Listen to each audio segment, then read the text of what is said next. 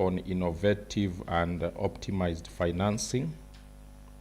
Then we move into the breakaway. Now that one also becomes a challenge to manage, but we want to plead with you. We know that there is a lot of details.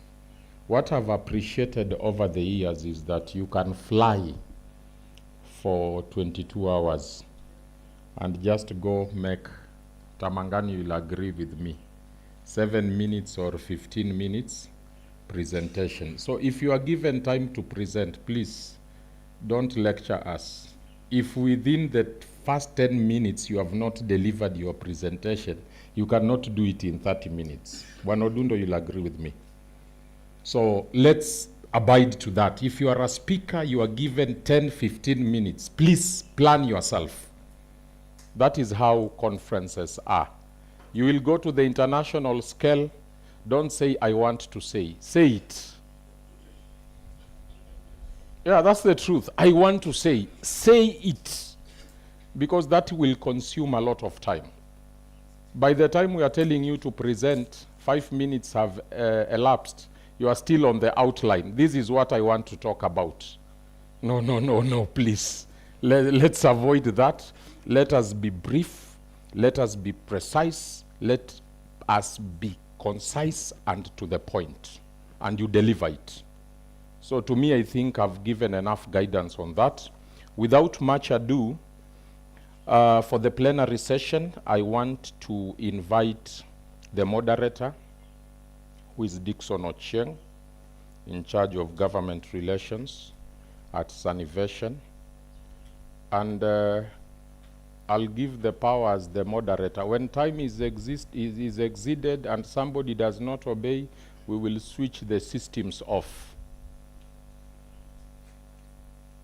As many as of the opinion say aye, as many as of the contrary opinion say nay, have been given the power by the people. So we switch off the machines. So Dixon, without much ado, let us push it for 1 hour and even less. And even when you are a panelist, please, within 5 minutes when you are seated, you should be able to make your point very clear. So that is indulgence from my side. Then when we go for breakaway, at, let's say now is 4:30. Will that be okay? 1 hour? 4:30? Or 4:40, because we are starting 3 minutes to 4. So 4:40.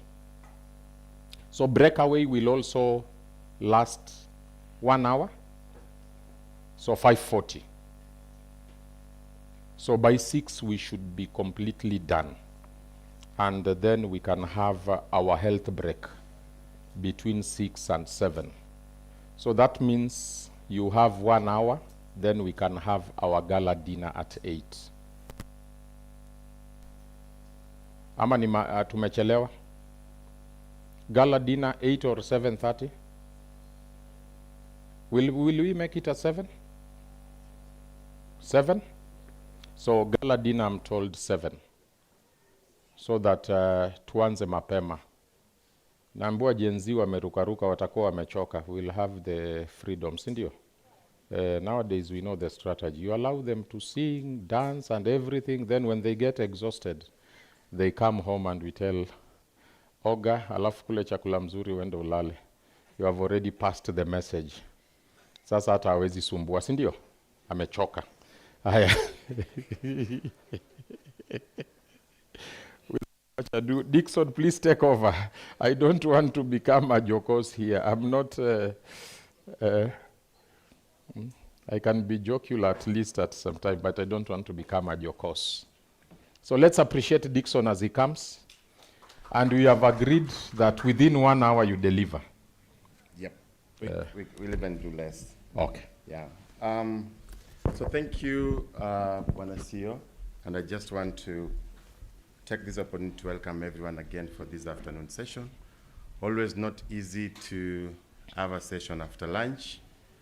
So I think we'll try to make it interactive for everyone to participate, and the people that will be dozing here and there will be able to catch up with us.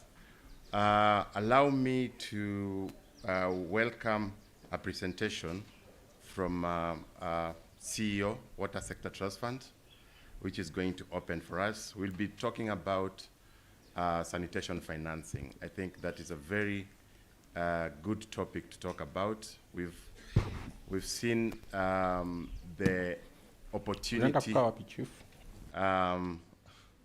We've seen the opportunity in sanitation. I think it has been quantified, but the big thing that is needed is where is the money going to come from to be able to support the sanitation work in Kenya. And that is where we are going to have a good discussion with the representation from the private sector, the government, and financial groups to be able to get that ideas on how to go that, take that forward. So I think help me welcome the CEO, Willis, who is going to take us through the first part of the presentation. Karibu, Willis.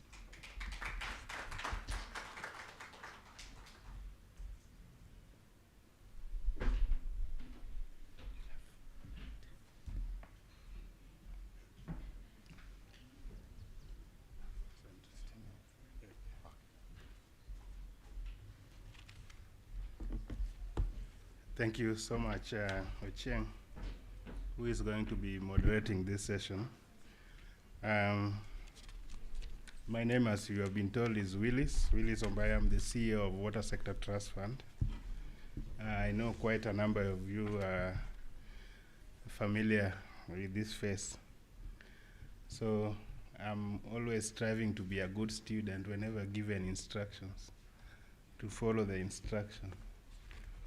So Anthony should not be worried, neither Ochieng. So I have 15 minutes. I'll try as much as is possible to constructively present, to set the scene for the discussion that will come after that.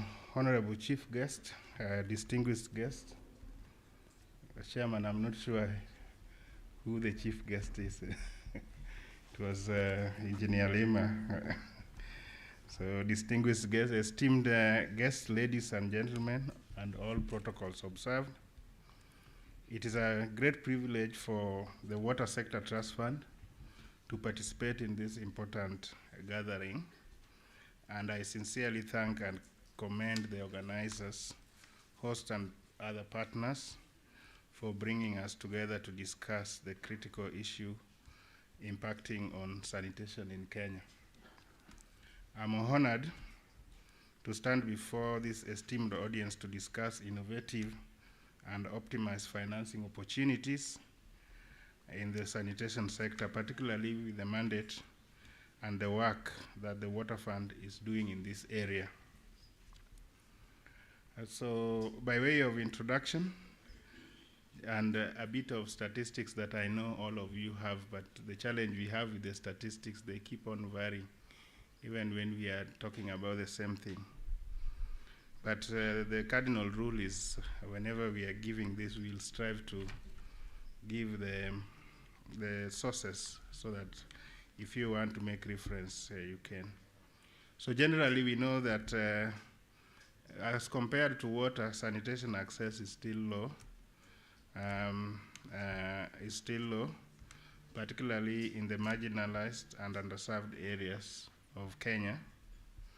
And there is also a variation between the urban and rural coverage. So some of the key and fairly important statistics is according to WASREB report, the coverage, I think this is still 15, but we needed to have made reference to the 16 in the report, is that the sewerage coverage is at 16%. Sanitation access, I think that is for the basic, it stands at 93, with 12 counties in Kenya still practicing open defecation. All of us are aware of NAWASIP and what it presents in terms of the investments required and the gaps and the reference point normally is the 2030, because this is when we have the commitments to achieve the SDGs.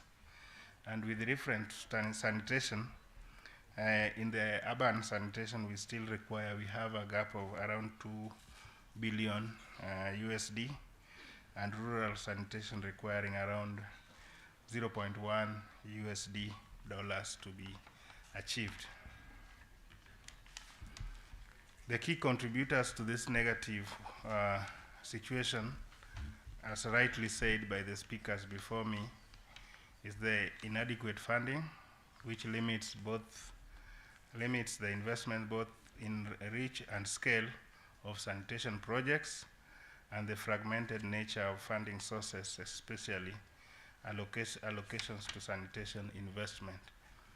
And this is true even in WSTF, when we normally try to proportionally consider what goes to water. You'll obviously find there are much more investments in water compared to sanitation. Additionally, the high initial cost and long-term maintenance expenses associated with sanitation infrastructure against unclear returns often deters the private sector investment. Addressing these challenges requires innovative financing mechanisms, strengthened partnerships, strategic investments in sanitation infrastructure and services, and targeted capacity building efforts to ensure that we reach the desired ambitions of access to all. So, presenting to you some of the innovative financing for sanitation, the opportunities and strategies.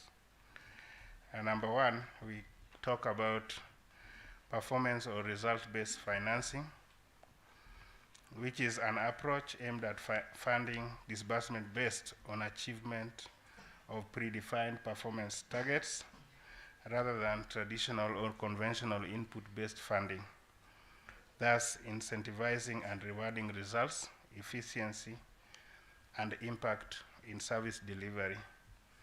Secondly, is blended financing mechanisms aimed at leveraging commercial banks for financing of the sector. Institutions such as we, the Water Fund, provide de-risking mechanisms that open up room to lobby commercial lenders for better terms for the utilities while increasing investment levels in the sector.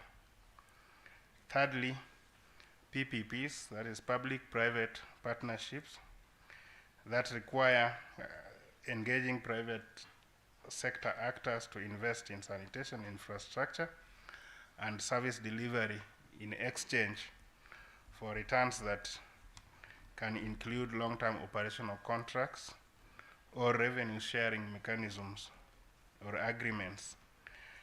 The sector can also leverage private sector expertise in project management and technologies to improve efficiency and sustainability. The fourth one is climate finance and impact investment that will tap into finance mechanisms and social impact investment to fund initiatives that address sanitation needs, social impact goals, and climate change resilience.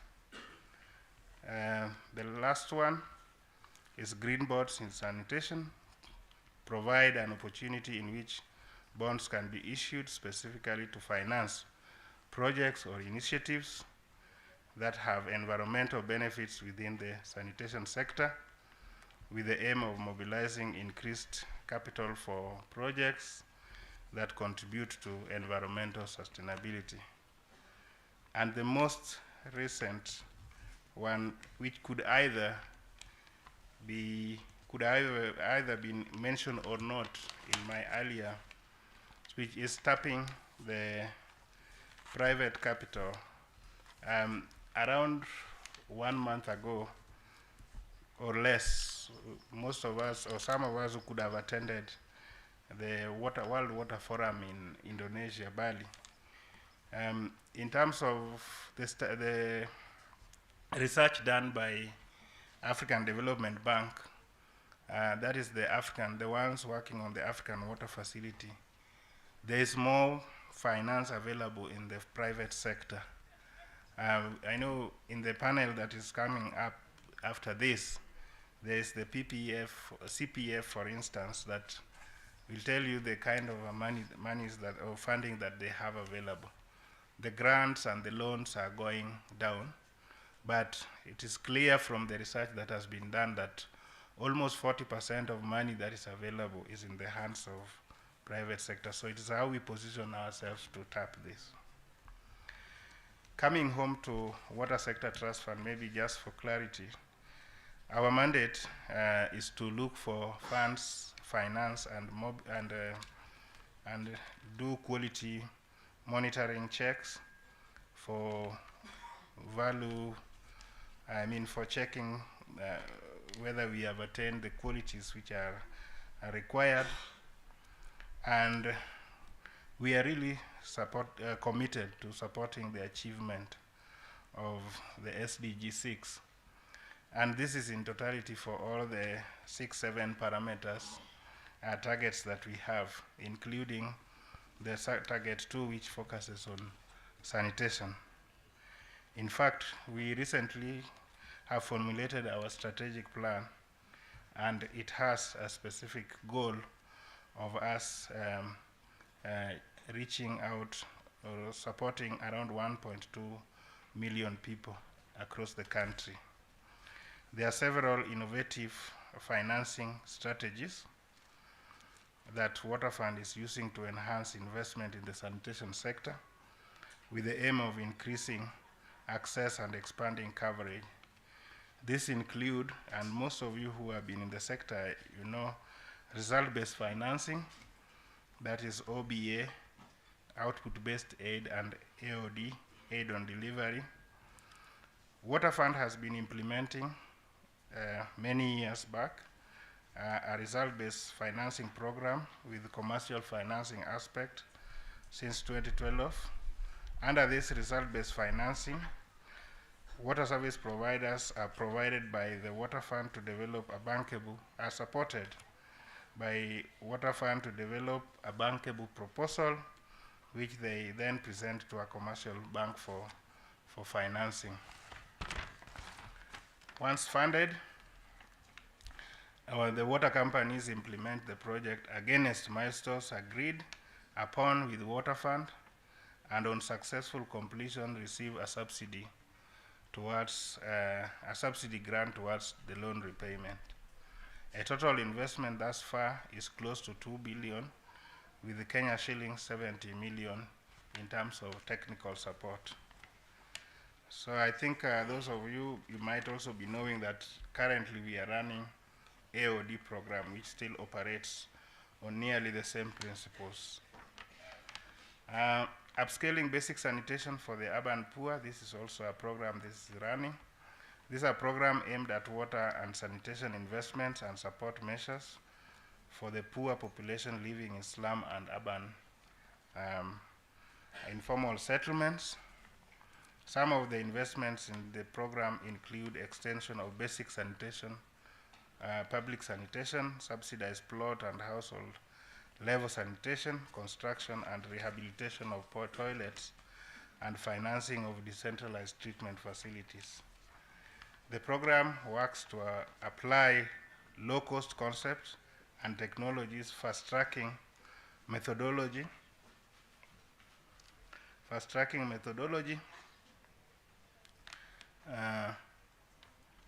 The program works to apply low-cost concepts and technologies, fast-tracking methodology, and local private sector participation. I must mention that one of the areas that we are yet to venture in is the market-based sanitation approaches, which is also currently one of the current approaches in terms of sanitation management. We also have several other programs that include capacity building initiatives and basic infrastructure investments that have developed the loan facility program and national performance-based program, among others. These programs and many others will collectively ensure increased financing for sanitation in Kenya. In my closing remarks, distinguished delegates, esteemed colleagues, and partners in this sector, let us be united by our shared commitment and determination to transform the landscape of sanitation in Kenya. Through this conference and others held earlier, we have laid the groundwork for a future where every Kenyan has access to dignified sanitation and where no community is left behind. What is left for us now is to take action. As I shared earlier, it is a great pleasure for the Water Sector Trust Fund to participate in this event, and thank you for this opportunity.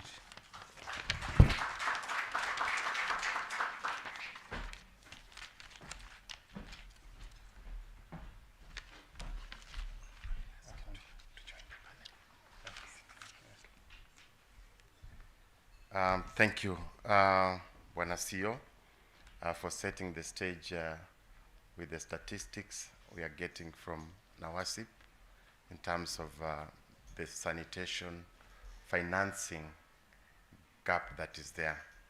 And to help us continue with this discussion, will allow me to invite some of the panelists that are going to join the CEO. So we're going to have Anthony Mulinge, the Managing Director of Fresh Life. A round of applause that as he comes. We're also going to have Osea Kimutai, CEO CPF Financial Services. Karibu Bwana Osea. Representing Karibu. Also, we're expecting someone from Washfin. I don't know if they have any representation. Washfin. James was supposed to be the one joining us. If there's nobody from Washfin, we're also expecting Dr. Nelson Mara, CEC Water, Nakuru County. Any representation? Thank you. I see Milton, you want to join the panel. Karibu. Good. So we're going to start. Allow me to sit here.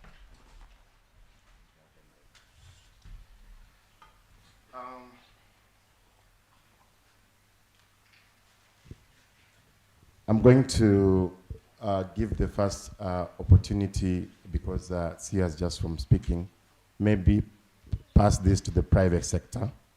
And Mulinge, you being the Managing Director of Fresh Life, we know what Fresh Life is doing in uplifting the sanitation by the provision of the toilets.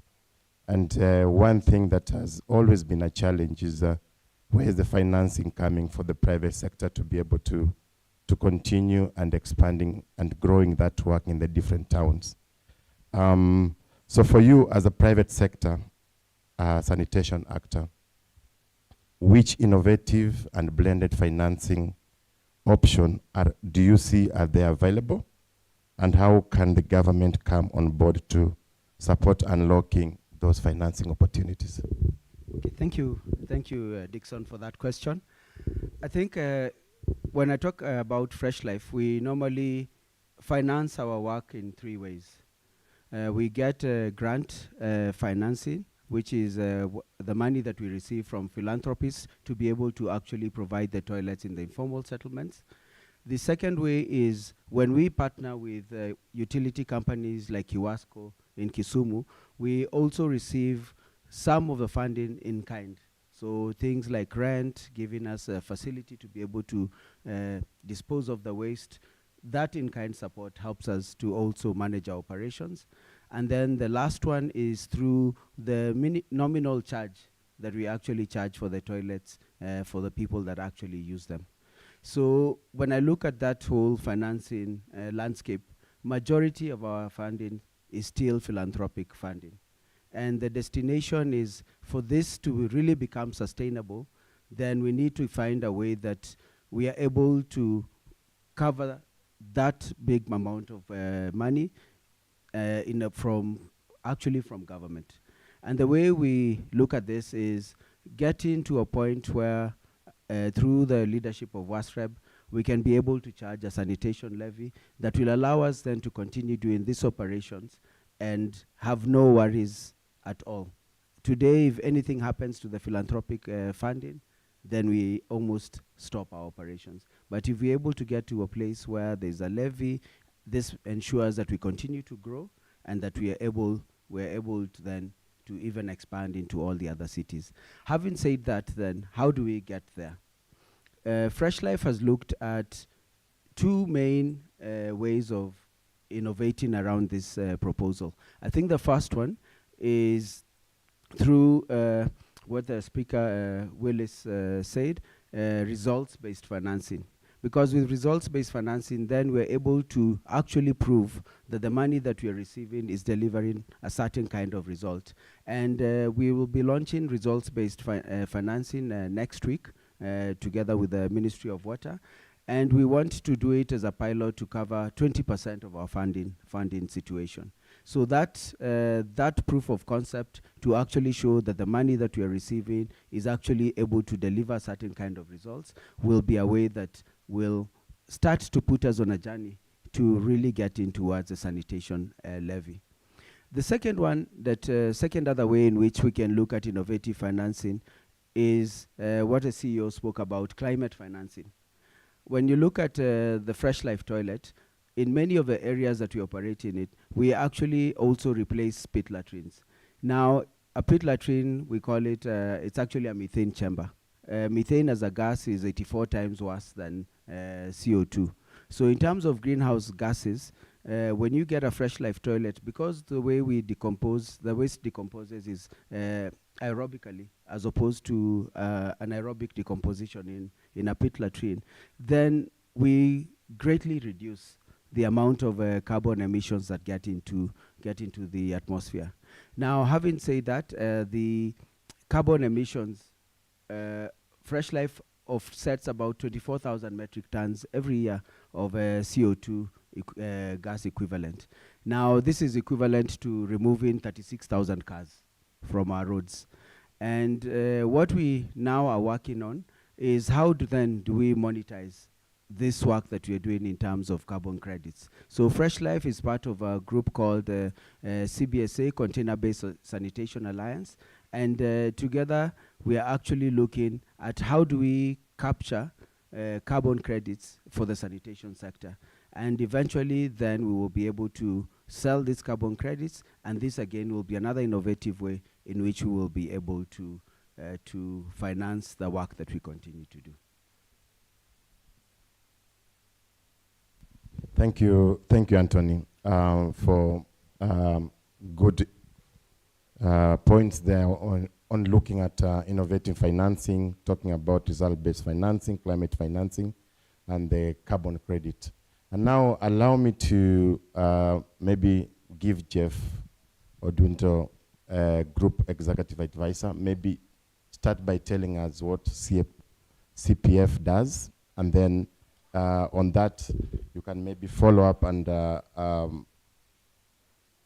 maybe tell us how can a public-private partnership be structured to attract private sector investment in sanitation improvement. Thank you. Good afternoon. First of all, thank you very much for according us this opportunity. My name is Geoffrey Odundo. I'm the Executive Advisor to the CPF Group. And I'm here with two of my colleagues, James Sumbi and George Okiama. Probably you can wave. Right. So CPF is an integrated financial group that primarily offers pension administration services to counties. So we are in every county. We administer and manage your pension funds. But over and above that, we are an impact investing company. So we invest in real estate, energy, and offer such services like insurance and financial advisory. So we are really an integrated group, primarily offering pension scheme administration, but have expanded into strategic investments. So you'll find us very visible in the counties in terms of real estate investments, And very recently we had two major ones, one in Homa Bay, where we were doing a county headquarters, and in Kisumu, we are doing 1,200 apartments in the next 2 years. So our role is really to integrate in counties. Now, as we look at the discussions that we're having today, for me, it's what I would call a real moment of mind-blowing to me, knowing that sanitation is actually a very key and integral part of our lives. I have never really understood it, but today it's really coming together. Now, for any venture or any opportunity, it's really how you securitize the asset. So I'm looking at sanitation as an asset class. I know my pension fund managers would think I'm crazy. But when you look at as he was speaking about the opportunity that you can do in terms of offering this to investors or funding this, I think the speaker who spoke before us really spoke to all the methods and opportunities that you can tap into, and it was very, very I would say memorable for me to imagine that all the areas that he mentioned, be they climate financing, the blended finance opportunities, all these are tried and tested opportunities in Kenya. I don't know whether you're aware of that. I come from the background of running in the capital markets. I was previously the CEO of the stock exchange in Kenya. And in the market, we introduced a green bond that is actually doing student purpose organizations. But with the same platform, we can actually structure funding for this particular sector. And there is a great drive or interest from matching partners like DFID, the Dutch agencies, etc., that can come and support this sector owing to that green bond structure. So green bonds do exist in Kenya. We have one at the moment. And I believe it's a platform that you can actually be able to tap into.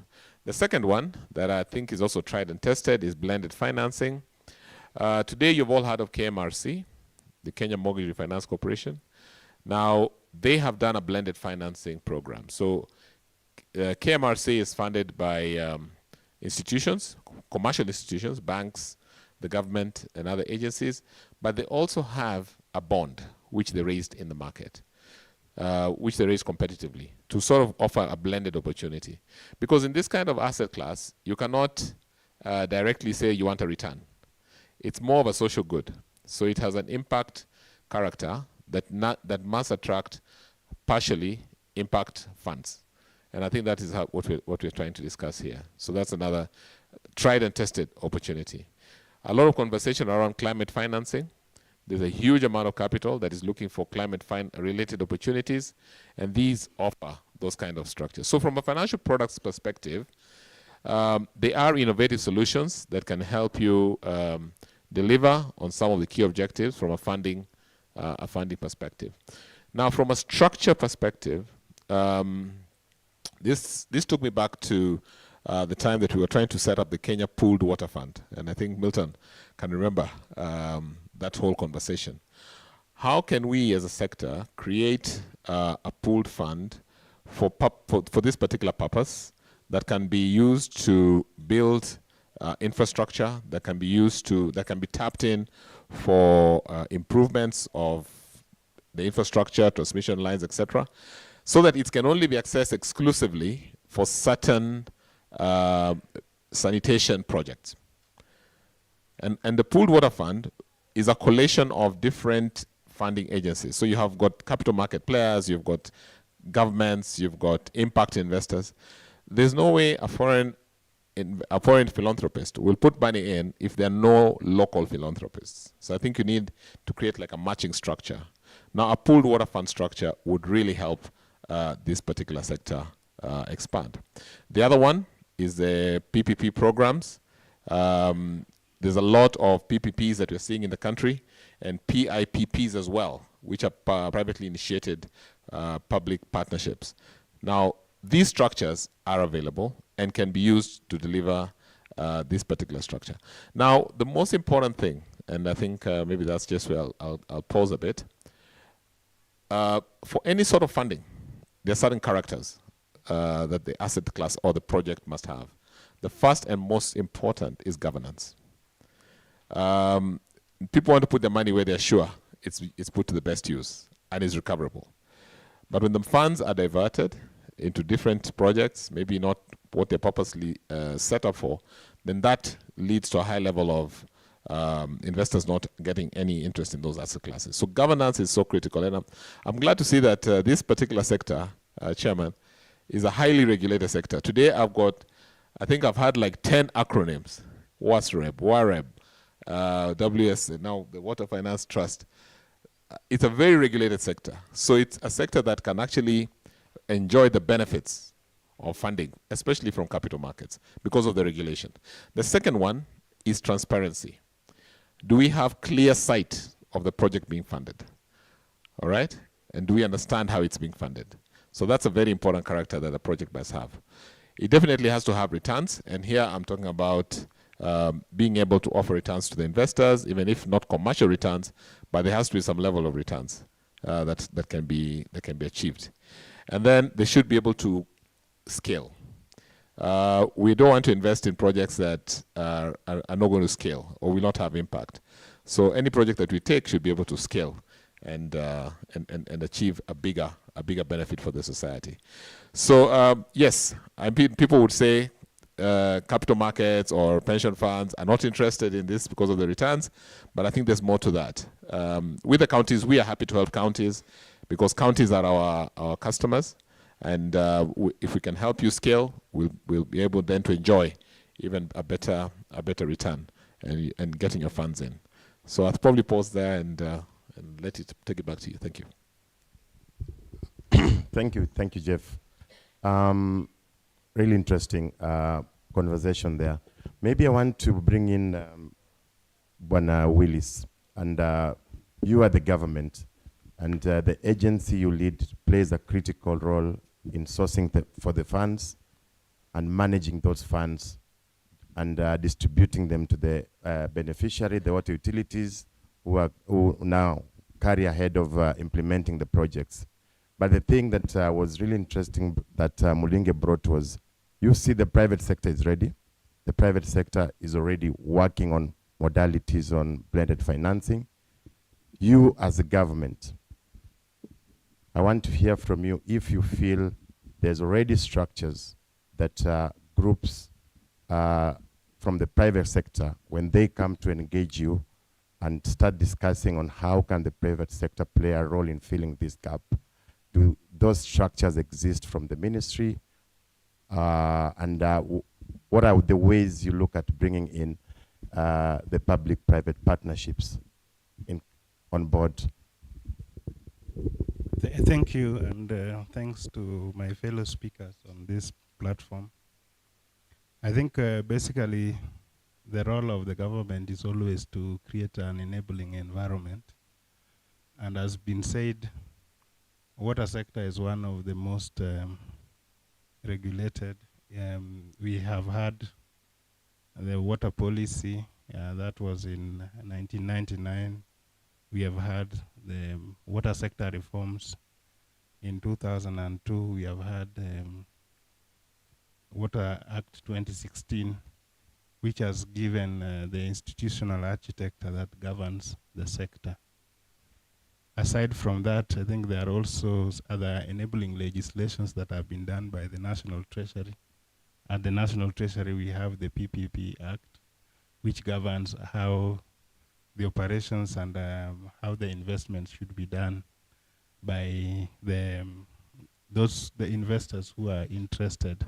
So I think that is the key role of the government. But I want to also say that institutions such as WSTF, we have gone through our mandate to look for what we would call subsidies that have enabled even commercial banks. I talked about output-based aid, which leverage a lot of funding from commercial banks, some of which are represented here, and we did a wonderful job, which is almost 2 billion Kenya shillings has been leveraged as a result of the some portion of funds that we got from Swedish government through World Bank. So as has been said, and Jeff, this discussion I've tried to have with George at some point, that the water companies are the ones who are investing in CPF.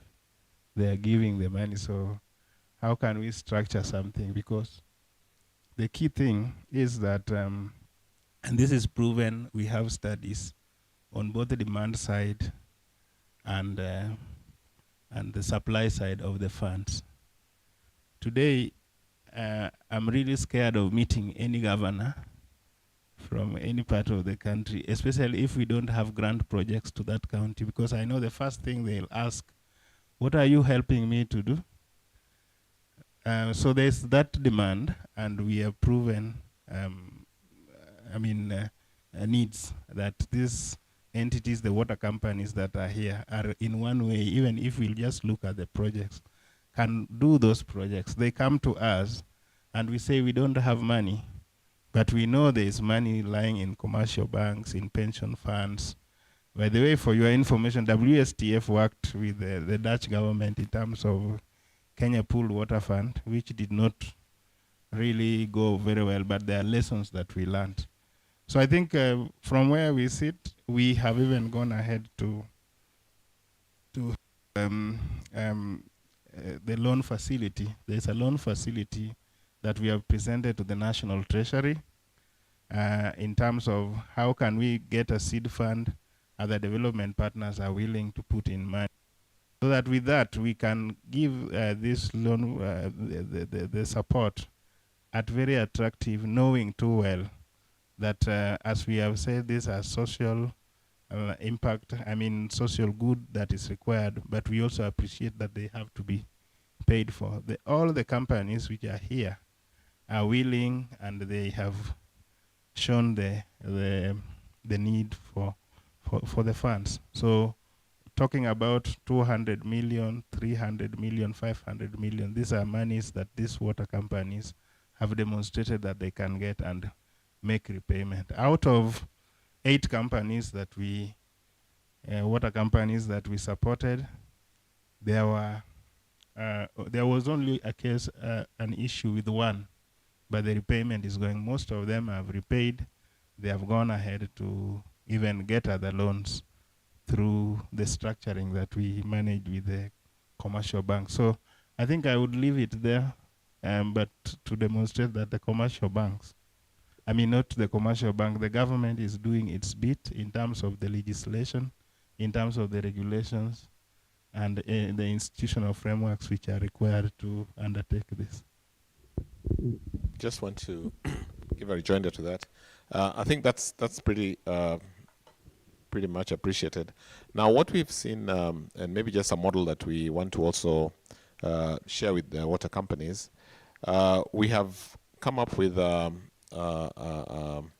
funding model for counties. For instance, Homa Bay County, we're building for them a headquarters on a rent-to-own basis. So for the water companies that would like to tap into funding from the CPF and capital markets, I think we can look at a model where the infrastructure that we put for you can be on a rent-to-own model in the long term. It can be on a service-based, where the CPF owns the assets and offer them to you as a service until such a time that you're able to settle. Or it could be a direct partnership between us and you. And the reason I say that is that when I started with Mulingi yesterday, I didn't know that Siwa is an asset and can actually make you money. And when I think about the untapped, this particular sector has got no competition, because I don't think people want to deal with Siwa. And I think it's a great opportunity, the kind of products you can get out of this particular line, and we should really try and build on those. So yes, CPF, I think George and his team and myself are keen to explore these kind of opportunities. Thank you.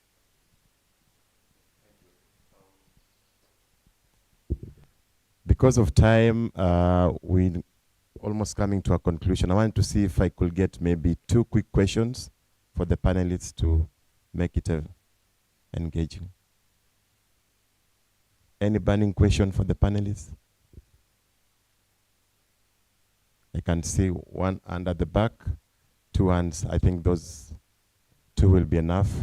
Someone to help me pass the mic.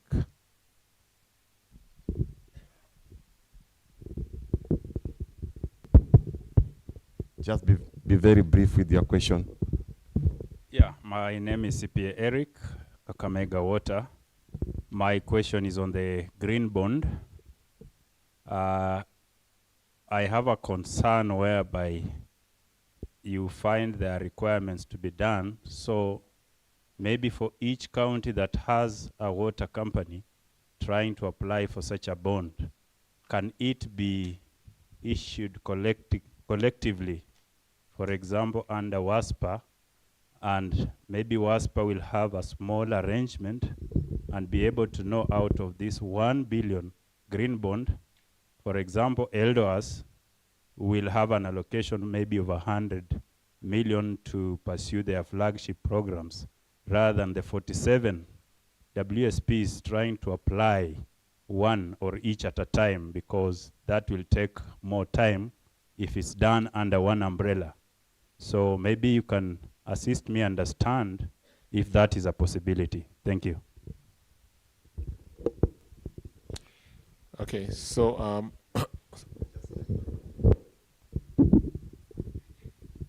Take all the questions at once, then we'll respond. Yeah. My name is Milton Lore, and mine is actually a comment, and it's probably building on the question that has been raised, because I think there is quite a bit of power that in collective action.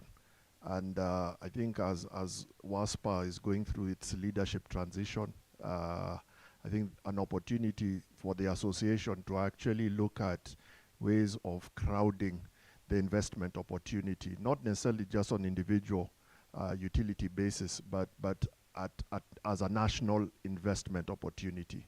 Because given the work that some of us do in connecting entities that need money with funders, the reality, I think, for investors like CPF and others is scale. And so there's some contradictions in the marketplace where there's financial resources that are available, the size of the opportunity, there's a mismatch between the money that is available and the size of the opportunities. And so I think, as was referenced actually by Anthony Jaramba earlier, it's not financing, it's actually the model of bringing the financing into the marketplace that I think needs a bit of work. And I think the challenge is to WASPA, to WSTF, but all of us in the room to actually think about the big picture and how we package the investment opportunity to then mobilize, particularly locally available resources. Yeah, thank you.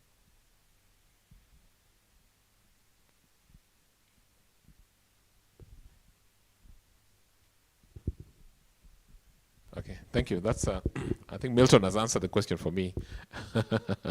So yes, we can aggregate. You can aggregate. What the green bond wants is that it has to be the assets have to sit somewhere. So if it's the mothership or whatever, the holding fund raising the funds, as long as you have a line of sight on where the assets are, then you can do a global instrument. And examples are there. For instance, you've all heard of Econ, which is a student purpose-built provider. They raised a green bond, and they did different units under different SPVs. So it's not like one SPV only raised the money, but they raised a global fund and delivered a number of SPVs. So that's good. And why that's a good question is that because of the when you look at and we did a survey of the counties when I was at the ANC to look at the potential of green assets across counties, and I can tell you we only got like 2 or 3 counties that qualify individually. So if we could have a global aggregated fund, and then anybody who then you'll have rules and criteria for anybody who wants to tap into that fund, then that can be done, and that will be a lot easier to achieve. So I do agree with Milton as well that because of scale, that's important. And also on the pension side, I don't know whether you're all aware that today we have almost 1.7 trillion in pension assets, and all of them are investing either bonds or equities, so and bank deposits. Very few are going in infrastructure. I think CPF is one of the few that is aggressively into infrastructure. Now, even just 10% of that's 170 billion, can find its way into this sector, this is a great opportunity, but they want to have good products or good assets that they can invest in.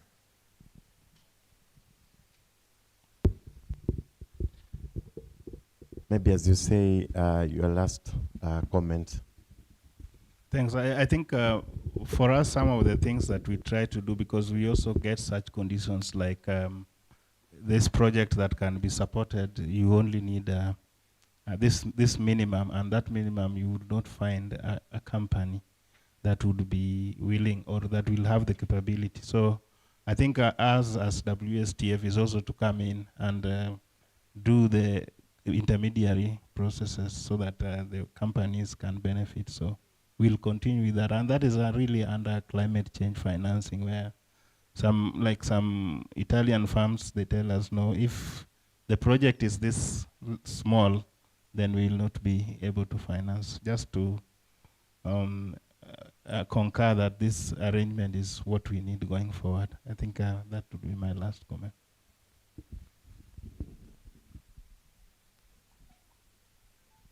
I think for me, the one thing that we are really happy about is that we look forward to a future where sanitation will be able to pay for itself, that we'll be able to get this levy, and that we'll no longer be able to rely on philanthropic funding 100%. So for us, what we are really looking to partner with, especially utilities and the Ministry of Water, is that whole governance framework in terms of results-based financing. So currently, we've actually incorporated the funders that have given us the money to try this RBF. We've also added the ministry into an advisory board. We also would like to see other players come in to help us, because when you start to see practical examples of this methodology working, then we are able to expand it into a lot more of the utility companies that we're currently partnering with. But that is our destination. What we will continue to provide the solutions as we currently are, but looking forward to a time when this is really sustainable and scalable. Thank you for the panelists, and I want to say we are coming to the end of the session. I want you to join me in appreciating them as they take back their seats.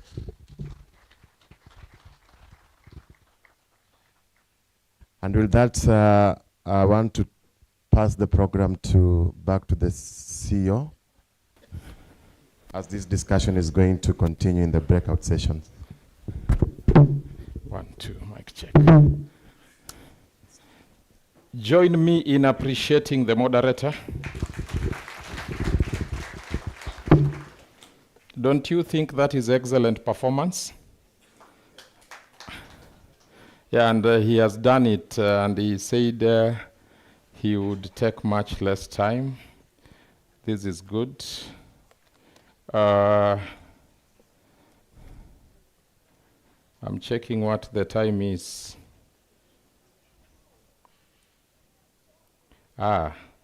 16:28.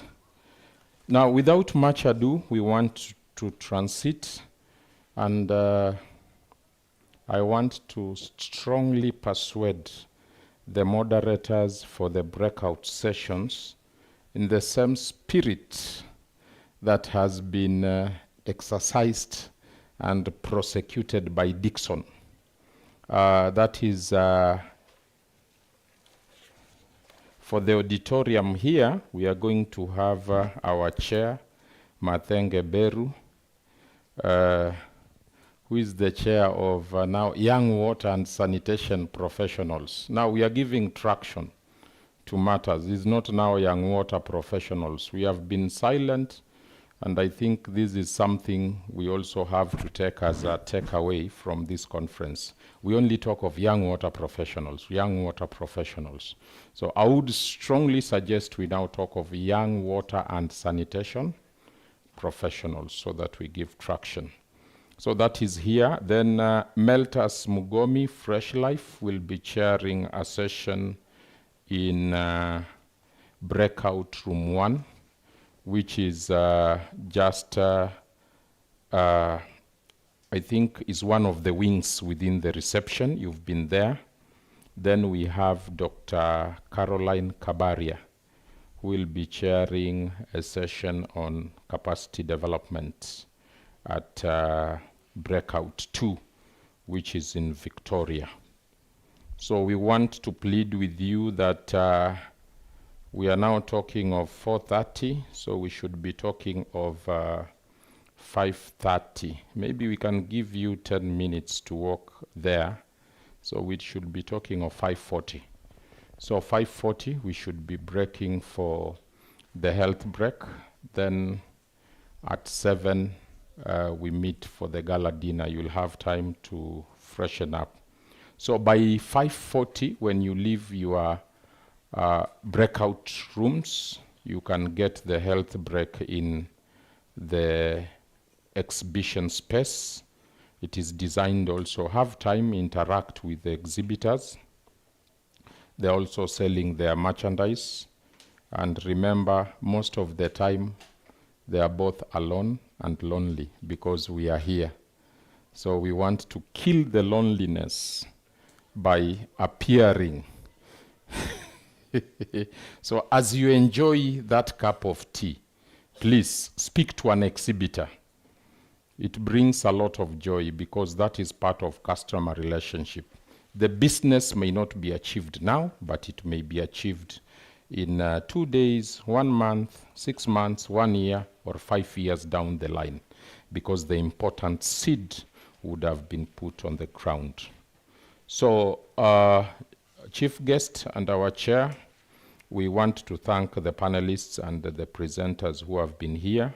Now, allow me to declare this gathering dissolved for now.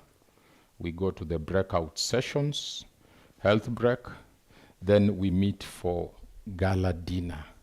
Say gala dinner. Gala dinner. Yes, at 7. What is our dress code? Don't behave like those servants where I don't know who came and who said, you don't have the right piece of clothing. How did you find your way in here? But we are not going to throw you out. So I think everybody will have. Then there's an announcement that needs to be made. 1 minute, we have Polycarp from Israeli Embassy. Please step forward for the announcement. Just 1 minute. This is a very important announcement. Just join me in the podium so that, this is the representative of the entire Israel government. You can see our connections here. So when we go to Israel, he's the one who receives us. Our visas, no problem. For all WASPA members. Thank you. Yes, even this one works. Afternoon. As you've heard, my name is Polycarp. I am from the Israel Embassy, specifically the Israel Economic and Trade Mission. And because he's given me a minute, what I wanted to say is we have an event in Israel in September 16th to 19th. It's called the WATEC International Summit. It's the biggest water summit in Israel, and I'd be glad if you guys can come, benchmark. A lot of speakers have talked about Israel, so it will be a good opportunity for you guys to come and see for yourself firsthand. I have a little bit of brochures with me. I'm willing to share. I'm willing to also give more information. I also have my cards, so please, if you meet me along the corridors, ask me anything about Israel, and I'll be able to answer. So thank you so much, and we look forward to partnering with you, and thank you so much for the opportunity. Let's applaud him. There are other announcements which we'll make at the gala dinner. Make no mistake, I've been in many parts of the world, including more than 10 states in the United States of America. But when I went to Jerusalem, I spent there 1 hour. It is like I'd spent 2 years there. So very exciting memories. The feeling I felt was undescribable. No words can describe them. So why don't you join that? So let's have a break. Thank you. To the breakout.